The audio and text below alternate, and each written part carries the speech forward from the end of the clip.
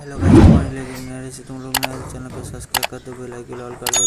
Recipe बना रही जो दे रहे तुम भी घर पे ऐसे बनाए। देखो पहले ये वाला रेसिपी क्या क्या दे रहे तुम भी देखो, कैसे कैसे दे रहे।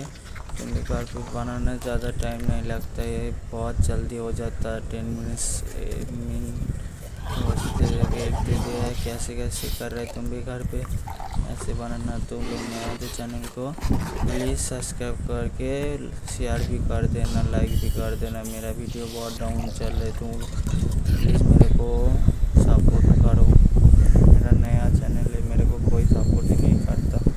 ये देखो कैसे बन रहे, तुम भी देखो कैसे बनाना, बहुत अच्छा लगता है, टेस्टी लगता है। ये देखो जो दे रहे तुम भी देख के बनाना, ठीक है।